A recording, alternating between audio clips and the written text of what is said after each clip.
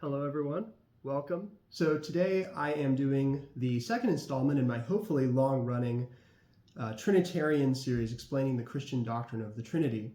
Now I had wanted to actually have this video go out last week, but I realized very quickly in preparing my scripts that I bit off a little bit more than I could chew with this video idea.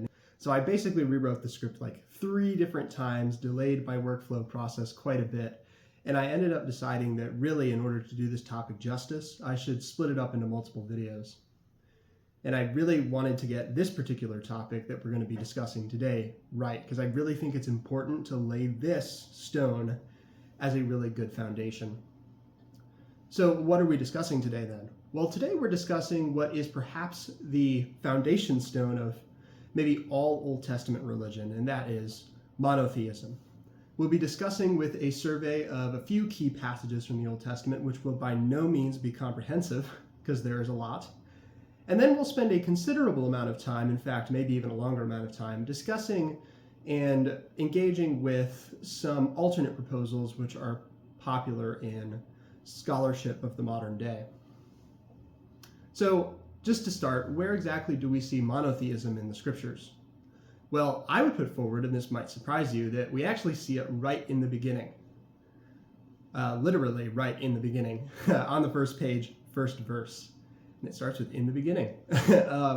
Now, there are some interpretive issues with this particular verse, which I'd like to actually dedicate a whole video to, perhaps next week.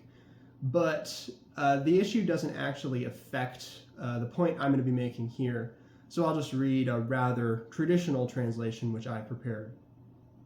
But the text simply reads, "In the beginning, God created the sky and the land." Now, I'm going to ask you a question which you may not have thought about before. What exactly in this verse does sky and land mean? Well, I think, especially in English translation, we often think that what's being said here is that God created 2 different things. Namely, the sky on one hand, you have over here, and then the land on the other hand, or heaven and earth, however you do it. And certainly this is natural in translation and relatively popular, especially among Christian interpreters. Specifically, St. Augustine comes to mind, where in his 12th book in the Confessions, he discusses this verse, and he identifies sky or heaven here as that heaven of heavens in which God dwells. And then the land to be the whole created order, including the created heaven, which when compared with that heaven of heavens is really better termed earth. Now that is quite fanciful. Augustine is being a little bit creative with that one, but it demonstrates the point that I'm trying to make, that it's 2 different things. But I want to put forward that that's probably not what is being described here. Because what we have here is likely an instance of a very common Hebrew literary device called a merism, which comes from the Greek word merismos, or division, is what that means. And it's when you refer to the whole of a thing by 2 of its extreme parts. And in fact, this one we see here, sky and land, is perhaps the most common in the whole Old Testament. And it even appears in the New Testament, funnily enough. My mind goes specifically to the Olivet Discourse, where Jesus says, "Amen, I say to you, this generation will certainly not pass away until all these things happen. The sky and the land," there it is, "will pass away, but my word will certainly not pass away." Now, certainly Jesus doesn't mean here that, well, the sky may pass away and the earth may pass away, but the sea, that's not going to pass away. No, obviously not. His point is that Jesus' words will not pass away even if everything else does. That's the import of the merism. It's the whole discussed in terms of the extreme parts. And as another example, I want to turn to Psalm 121, which contains another really good instance of a merism. And Psalm 121 reads, "A song for ascending." Qumran text has a song of the ascent. "I lift my eyes to the mountains. From where does my help come?" The Syriac has "the one who helps me" comes. "My help is from the Lord, the one who made sky and land." There we see it again. I said it was relatively common. But then skipping down a couple lines, we read this line, "During the day the sun will not strike you, neither will the moon during the night." Now I want to pose, what exactly does this last line even mean? Does the psalmist expect, for example, that we need to worry about like moonburn? Is the psalmist concerned with that? Well, I don't think so. I think what the psalmist is getting at, again, he's using a merism to talk about the whole in terms of parts. Here he's talking about the whole of time in terms of the extreme parts of sun and moon, or night and day, to make the point that God's protection is over his people at all times. And the same thing I would put forward as being done in Genesis 1 with sky and land. In talking about the two parts, sky and land, the point is being made that God created everything. And I'm not the first person who's noticed this. In fact, a lot of translations which appear in more scholarly commentaries actually take the verse, translate the verse this way.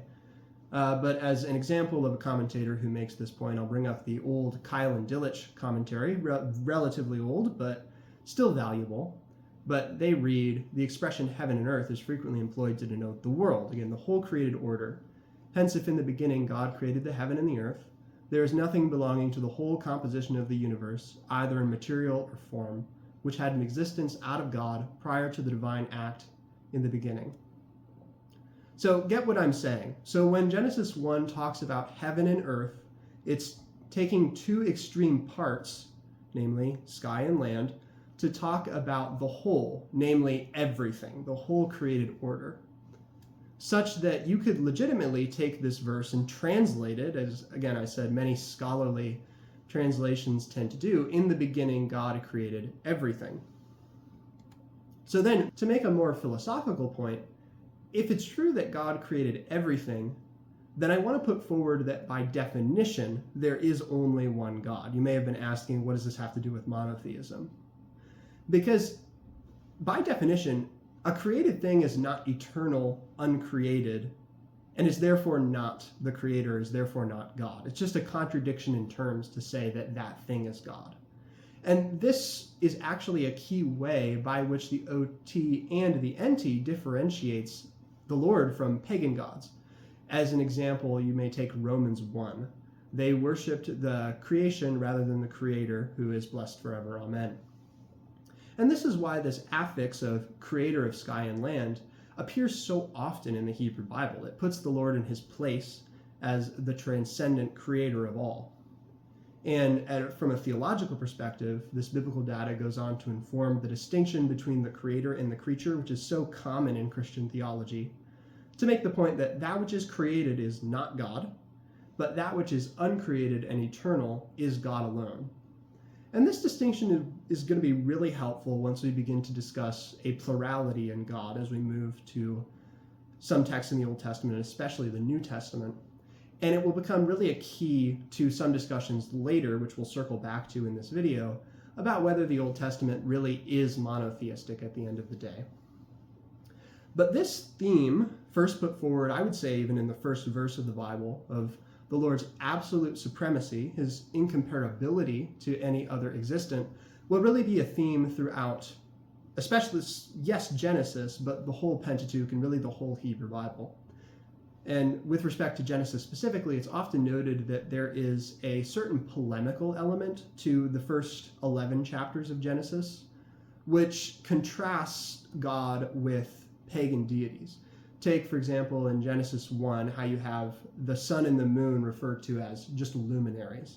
It doesn't even call them by name. Well, because in pagan cultures, sometimes they would be worshipped under the names of deities. So in Genesis 1, they're not even named. They're created things, they're not gods.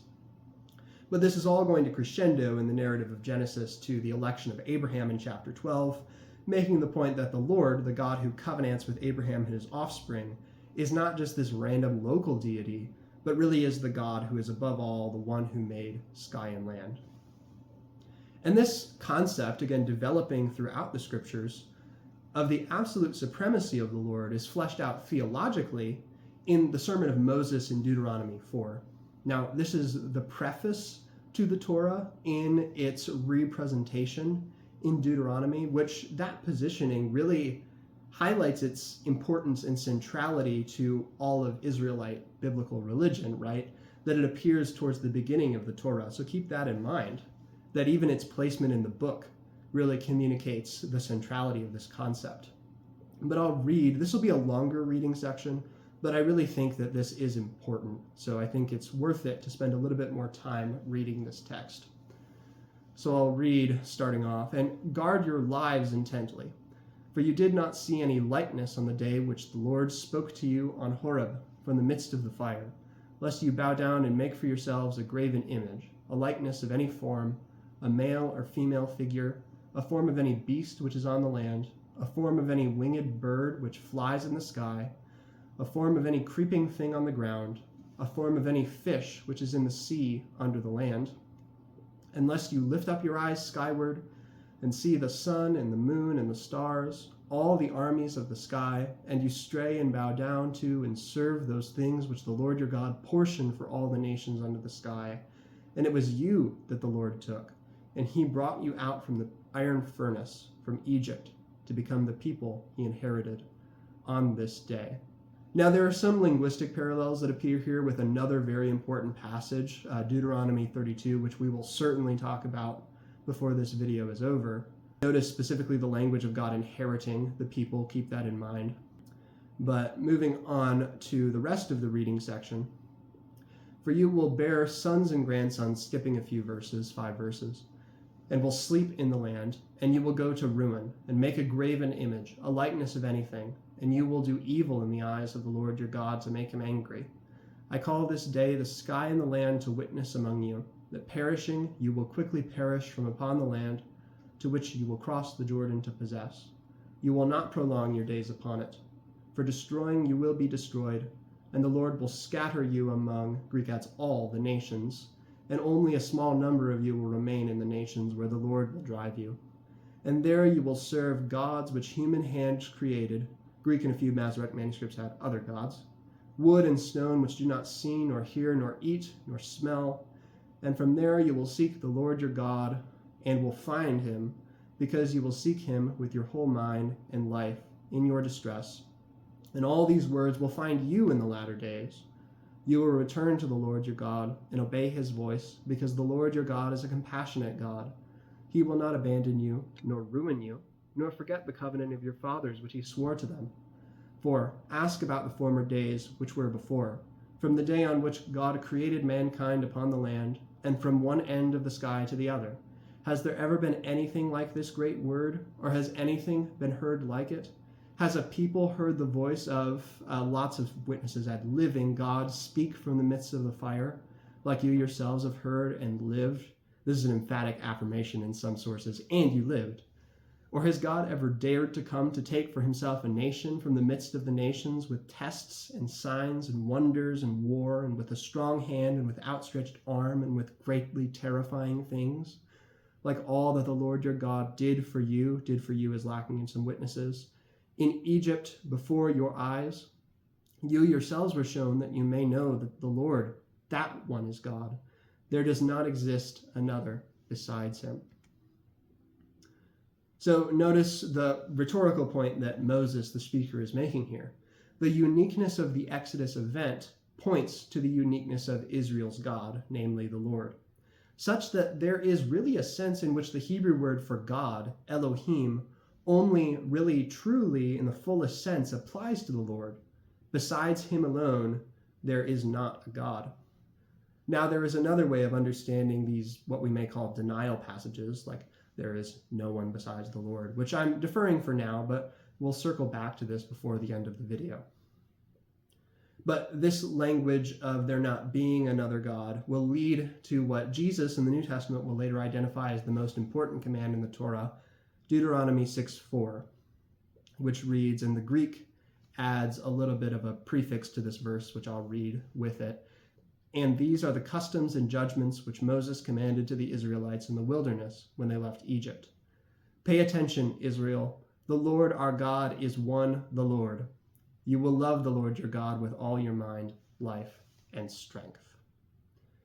So the idea here is that there is only one Lord. There's only one Yahweh. Therefore, your worship should likewise be single. It has an application in how you worship God. And there are countless other places in the Old Testament where this exact point could be made. Really, the idea that's being put forward is the absolute supremacy of the Lord, such that he's not really even comparable, not in the same category as the gods of other nations. And this will develop throughout the rest of the Old Testament. I'm not going to spend much time discussing further texts, but Isaiah 44 is one standout text which I think is worth reading. In this text, the Lord is really mocking the deities of other nations. And it reads, "Thus says the Lord, the King of Israel, and Israel's Redeemer, the Lord, the Commander of armies. I myself am the beginning, and I myself am the end." Remember that language for when we discuss the New Testament. "Besides me, there are no gods. Who is like me? Let him cry out, make it known, and lay his case out before me, the things which have happened since the time of my setting up a people forever, and those things which will come. Tell me, do not fear and do not be stupefied. Are you not strong enough to make me hear you? I will make it known, and you all are my witnesses. Does any God exist except for me? There is no rock. I do not know it." So notice the descriptors which the other gods are given in the Lord's really mocking address. I mean, put clearly, they do not exist is the language that the text uses. Note that this is actually the same language which is employed for them in Deuteronomy 4. This text is probably dependent on Deuteronomy 4. Isaiah probably has it in his mind. But these other gods cannot explain the past, nor can they predict the future, and they can't even make the Lord hear them. Namely, they cannot act. They're unknown to the Lord as a rock or refuge.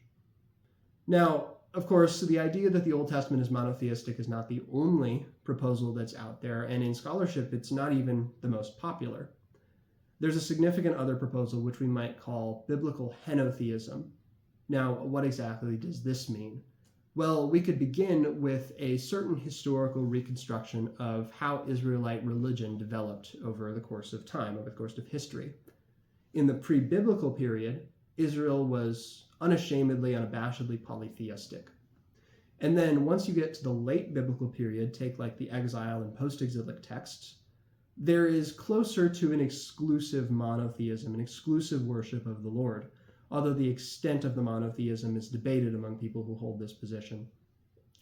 But that leaves in the center, between these two kind of extremes, the early biblical period, which is identified as another thing, namely henotheistic, with perhaps some little demons here and now and there of polytheism which still bleed through the pages. But the idea is that many gods do in fact exist, but for us, there really is only one. So in objective reality, it's identical with polytheism, that these other gods really do exist, they have an existence, but in a subjective sense, it is monotheism because we only worship one God. There is only one God for us. And oftentimes, this proposal is explained in terms of a divine council, which is a common way of viewing divinity in the ancient Near East. Think of, like, for example, how you have Zeus that's over the Olympians. Well, you have one god that's at the head of all of the other gods. But basically, the depiction is that there's one god, typically portrayed as ultimately rather limited, who vies for power among all of these other deities to secure his seat at the top of the council, and then he becomes their ruler. The other gods are in submission to him, although in some classic kind of divine drama that you get in some of these myths, there's a plot to usurp him as the head of the council. And many scholars argue then that this is precisely how the earliest Old Testament texts conceive of the Lord with respect to his sons or the other gods. And it's then further put forward that these other gods are to be identified as the gods of ancient Near Eastern paganism. They would explain the texts which appear to deny the existence of these other deities as not totally objective statements, but rather subjective statements with respect to their relationship to the Lord. With respect to me, you might say, they might as well be nothing. Now, what text do they use to make these points? They're not just kind of coming up with things. Well, a very important text for this position is Deuteronomy 32, which I said we were going to get to soon. But this is part of a text called the Song and Blessing of Moses. It's a very important text for the narrative development of the Pentateuch. It's the last of 5 major poetic sections, which form the backbone of the Pentateuch's narrative. For our discussion here, we need to know that it has a complex textual history. which we'll explore in explaining it and interpreting it. So I'll read the text first from the Masoretic text.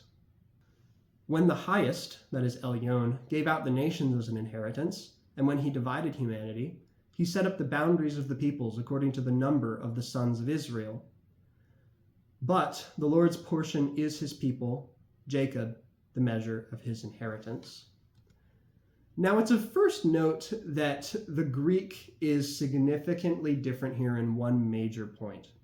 Where the Hebrew or the Masoretic text says, he set up the boundaries of the peoples according to the sons of Israel, the Greek and also the Latin Vulgate has the angels of God. He set up the boundaries of the people according to the angels, or that is the sons, would be how you would reconstruct it into Hebrew, of God.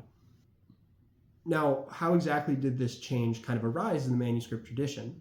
Some suppose here that the Masoretic text is somewhat hiding the original text under a theological motivation.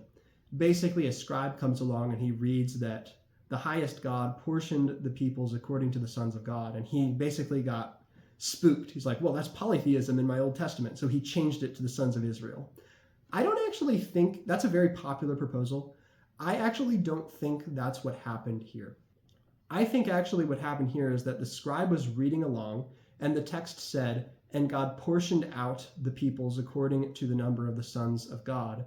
And he just naturally interpreted sons of God to mean Israel. It is in fact the case that Israel is called the son of God even in the Pentateuch, and this will become a rather common way of referring to Israel in the later biblical texts, and as well as the Second Temple Jewish period. Think specifically the Wisdom of Solomon, which really relishes in that title of Israel as a son of God. And then I think the scribe's interpretation just found its way into the text. And then it's that text which froze in time once the Masoretic text froze. But nevertheless, how we explain how this text arose, the Greek is definitely better. So we then need to wrestle with, well, if God is portioning out the nations according to the number of the sons of God, who exactly are these sons of God? Well, the proposal by a lot of scholars is that these are really divine beings. These are local deities who rule over certain geographical areas. We'll see the language of dividing humanity, right? This has reference probably to the outcome of the Babel episode in Genesis, but the idea that's put forward is that once humanity splits up, they're each kind of assigned their own regional deities who rules over them. And likely, very carefully, I'm going to affirm that this is probably correct, since the Lord appears to be included in this number of inheritors. Now, as an aside, some here see a distinction between the highest God, Elyon, and the Lord, such that the text actually subordinates the Lord to another God, Elyon, but the syntax doesn't really support that. El Elyon is established as another name for the Lord already in the Pentateuch. We could compare with Genesis 14, that is the episode of Melchizedek, where God is called El Elyon. There is an adversative here in the text, that but is a translation of key, and some put forward that this may indicate a change in subject, such that El Elyon is the subject of the first, and then later the subject changes to the Lord, implying that they're different subjects. But I actually don't think that that is the distinction that's being made. I think rather the distinction that's being made is who exactly is inheriting. The point being that the Lord, the very God who is dishing out the nations to these local deities, is inheriting Israel, rather than dishing Israel out to another God. In fact, I think the contrast has the effect of making the Lord not just another mere inheritor. He is El Elyon, he is Elyon, the highest God. But what do we do with that? And I think unless we were to dig further, that sounds kind of indicative, right? Oh, the Old Testament is polytheistic. We could just be done. But I think we really do need to probe further, which we'll circle back to later, into who exactly are these local deities, as we've called them. But before we do that, I want to dig into another text which is often cited by proponents of this view. It's an important one. This is Psalm 82. I'm going to read the entirety of the psalm because, again, I think this is important. But the psalm reads, a song by Asaph. God is seated in the divine assembly. Oh, there it is. Ba'at El, divine assembly. We found it. It is in the midst of the gods that he judges. How long will you judge unjustly and lift up the faces of the wicked? Selah. Judge the humble and the orphan, and for the afflicted, and the one who lacks, administer law. Deliver the humble and the poor. From the hand of the wicked snatch them away. Do they not know, and do they not perceive that it is in darkness that they walk about? All the foundations of the earth shake. It is I who said, you are gods. All of you are children of the highest. There's our Elyon again. However, like a human, you will die, and like one of the princes, you will fall. Rise up, God, judge the land, for it is you that will inherit all the nations. Some manuscripts there have given inheritance in all the nations. But what are we seeing here? So again, divine assembly right there, right at the top. And because of the precise language here, some translations will actually adopt the assembly of El, El being the name of a Canaanite deity, the idea that God is basically entering the Canaanite pantheon to judge all the gods there. But I actually don't think that's correct. I think the background for this text really is Deuteronomy 32, not Canaanite religion. So I think the divine assembly is how we ought to take this, not the assembly of El. Many old conservative commentaries identify the gods here as human judges, but this is not widely accepted nowadays, and I think there is good reason for that. Note particularly the reference of the gods falling like one of the princes. I think that's particularly damning to this view. They're not identified with princes, but are paralleled with them in such a way which seems to imply that they are in fact not human princes, or really human at all. You see the parallel with them as humans. They're really divine figures, whatever we mean by that. But what's the import of this psalm for our discussion? Well, notice the important parallels here with Deuteronomy 32. Again, the divine assembly, the inheriting that's going on here, the language of inheritance. This psalm seems to have Deuteronomy 32 as its background. But what exactly is being depicted here? Well, the Lord is depicted as judge over these gods, really for their incompetence, such that the other nations are filled with injustice. They're basically not doing their jobs to bring social justice for these nations.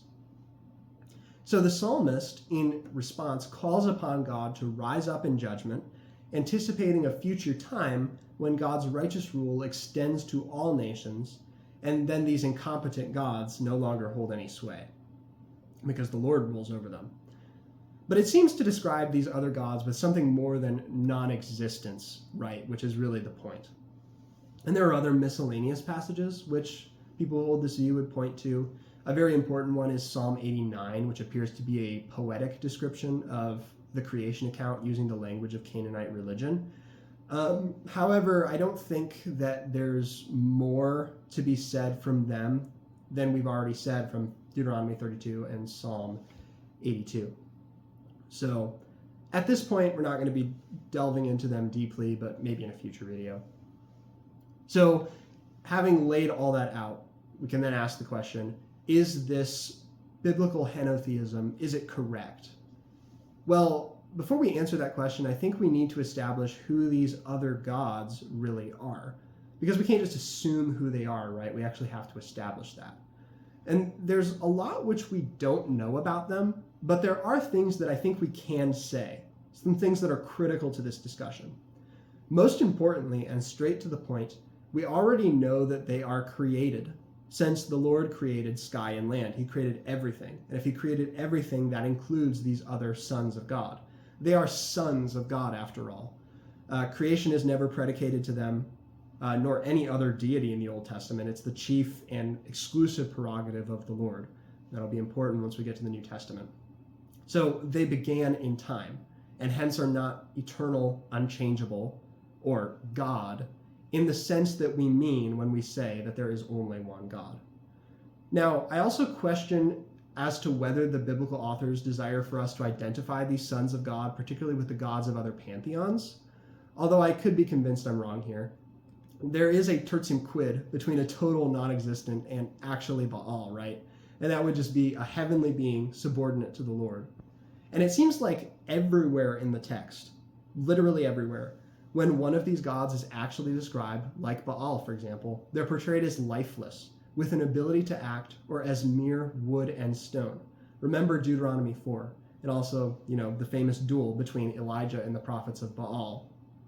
Sometimes some scholars can poke fun at conservatives for not taking these descriptions of other gods seriously, But we have to take these texts seriously too, where it describes the other gods as wood and stone.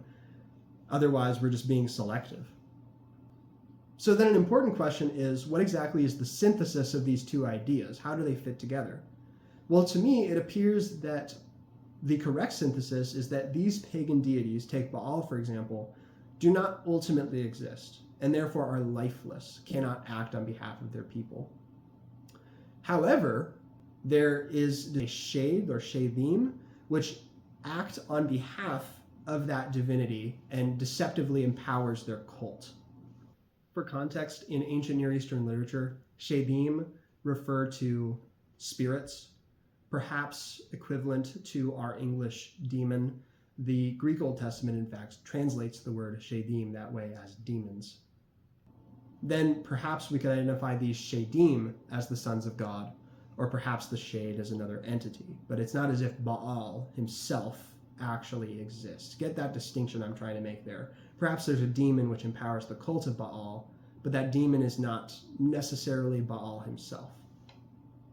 And I would say that much beloved text for those who push this divine council language to its limits, Deuteronomy 32 actually goes on to make this point itself. So I'll read a little bit further on in Deuteronomy 32. So this is, again, a couple verses down from the important divine council text. And then Jeshurun grew fat and kicked. The Greek here has Jacob instead of Jeshurun, but Jeshurun means Jacob. You, Greek has he, grew fat and were thick and were gorged with food. And he abandoned the God who made him and treated the rock of his salvation with contempt. They made him, Greek has me, jealous with foreign gods. With abominations they made him angry.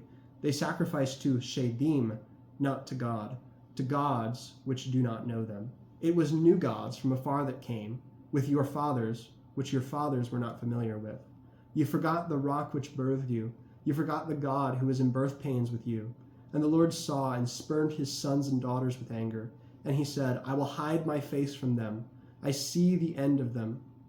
Perhaps in some manuscripts take it this way, I will make them see their end. For they are a perverse generation, children which do not have truth in them. They themselves made me jealous with that which is not a god, literally not God, lo'el.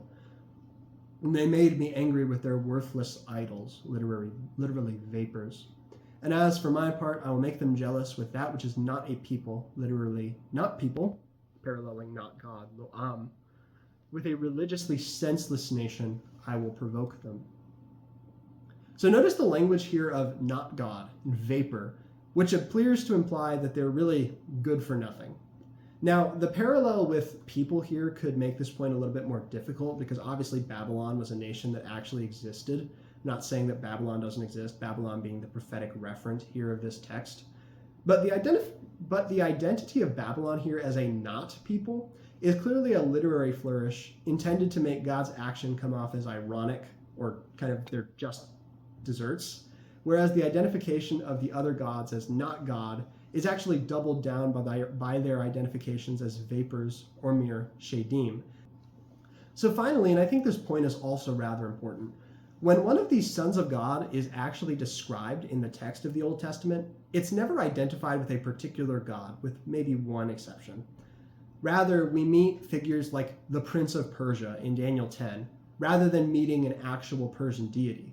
And furthermore, it appears that Israel gets one of these as well in the person of the Archangel Michael.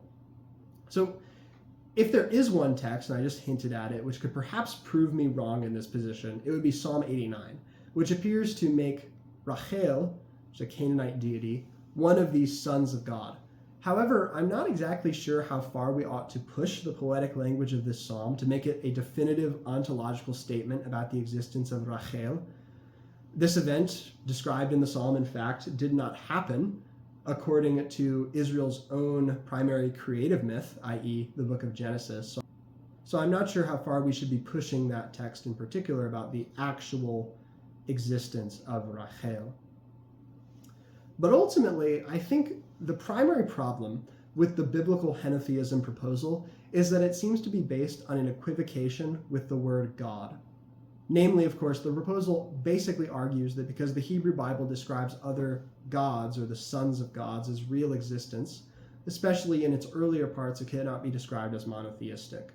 But the usage of the Hebrew word Elohim and other similar terms are much broader in usage than the English word God, such that it can even come to describe disembodied human spirits like Samuel's ghost in the Witch of Endor episode. And also, I'd put forward, in fact, there is a sense in which the term God is the exclusive property of the Lord, even in the Hebrew Bible, which identifies these sons of God figures. Did you notice when we were reading Psalm 82, a popular psalm for these people, right? Even though there are these other gods in view, these sons of God, sons of the highest, the name for the Lord which is employed is just God, such that it's the exclusive property of him. The psalmist knows who you're talking about when you say God. He doesn't have to spell out the Lord. So while these other gods in one sense are God, we can refer to them as such, the text does, in one sense, and in a very important sense, there's only one God. God is God alone. So I think we need to be really careful with our terminology, because I think when most people engage in this discussion, what ends up happening is they talk past each other because they begin the discussion, come into the discussion with different definitions for the word God. We need to be asking, does the Hebrew Bible describe these sons of God in such a way that they clash with the definition that we are adopting when we say there is only one God, i.e. there is only one eternal, infinite, simple creator? Once this terminological point is made clear, then I think we can clearly affirm a more nuanced but real biblical monotheism, and that these sons of God are not God by the definition of God employed by monotheistic constructions. And in the text of Scripture, I think this is made even more evident by the fact that this divine council talk is not actually limited to the earlier text, as some of these analyses might lead you to believe, which are more selective. In Daniel 10, for example, a post-exilic Hebrew text, so very late, there appears these enigmatic spiritual beings which appear to be rulers over geographic areas, which provide a parallel to the sons of God in Deuteronomy 32. Let's read the text real quick. And look, a hand touched me and made me shake on my knees and hands. The Greek and Theodosian Daniel are lacking in hands there. And he said to me, O Daniel, precious man, understand the words which I myself spoke to you, and stand upon your standing place, for now I was sent unto you. And when he spoke with me this message, I stood trembling. And he said to me, do not fear, Daniel, for from the day on which you set your mind on understanding and afflicting yourself with fasting before God, your words have been heard, and I am the one who came on account of your words. And it was the prince of the kingdom of Persia who was standing in my way for 21 days. And look, Michael, one of the heads of the princes, coming to help me. And it was I, the Greek has he here, who stayed there beside the princes of Persia. And I came to make known to you that which will befall your people in the latter days. For again, it is a vision about the days. So we have these weird figures. The text doesn't actually go into who exactly they are very, very clearly, but I think we have a parallel here with Deuteronomy 32, such that we could maybe say that what's being described are intended to be taken as the same figures. And one of the clearest examples of this divine council thinking shows up actually in the book of Job, towards the beginning, which is a very clear example of a middle to late Hebrew text. But the text itself reads, and it was the day, perhaps the day for the assembly, and the sons of God came to station themselves before the Lord. And also the accuser, that is Satan, came into their midst to station himself before the Lord. And the Lord said to the accuser, from where did you come? And the accuser answered the Lord and said, from going to and fro on the land, and from walking about upon it. So you have this image of a divine council, again, showing up in a late or perhaps middle period biblical Hebrew text. But what does this imply? This implies that many Jews, even in the post-exilic period, had this idea of a divine council in their minds without seeing it as problematic for their developed monotheism, which a lot of these scholars would even grant that these later texts put forward a monotheism. So then, if we're admitting that it's here in these later texts, which are more unambiguously monotheistic, why is it so much of a problem in these earlier texts? To me, the picture which appears to be painted throughout the Bible appears to be that of the Lord who governs the universe through intermediate unseen divine beings, which appear to be associated with geographical areas in a lot of the texts which discuss them. Other than that, we can't affirm a lot. The Bible doesn't provide anywhere a treatise on what exactly these beings do, and they only really show up incidentally. They're not usually the focus, they just show up in the story. The term given these beings in the English-speaking Christian world, of course, would usually be angels and demons, but no one calls anyone a henotheist or a polytheist for believing in angels and demons. These are sometimes called gods in the Hebrew scriptures, usually sons of God, but just the usage of the Hebrew term Elohim doesn't by itself endanger our claim that the Hebrew Bible is monotheistic. Again, we need to go back to terminology. It's really important. What do we mean when we say God? If we mean the created, eternal, and simple creator, then the Hebrew Bible unambiguously says there's only one of those. The Lord created sky and land. So biblical henotheism is incorrect because the other gods here in these divine council texts are not presented as God in the same sense that God is God. They're not infinite, they're not eternal, they're not uncreated. They did not create sky and land. The Lord did. And the psalmist makes this exact point that I am making. For all the gods of the peoples are worthless idols, but as for the Lord, he made the sky. Now, much more could be said on this topic, and perhaps I could do a more in-depth dive into this particular issue in the future. But suffice it to say, I don't think the presence of a divine council in the OT literature endangers monotheism in favor of some alternate proposal. It just helps us to nuance our monotheism by clarifying the existence of subordinate beings to the highest God, usually called angels and demons, which are nevertheless created and nevertheless then, by definition, what we mean by monotheism, not God. So in conclusion, monotheism, the idea that God alone is creator of sky and land, permeates the Hebrew Bible and forms the foundation of its teaching about the nature of God. As the foundation, as we move forward, this will be the basis of further discussion, in which we discuss some texts which seem to imply mysteriously some sort of plurality in God, as we await the full revelation of that in the New Testament. Now, as for an application of monotheism to everyday life, I wouldn't want to go past what the scriptures themselves give as the application.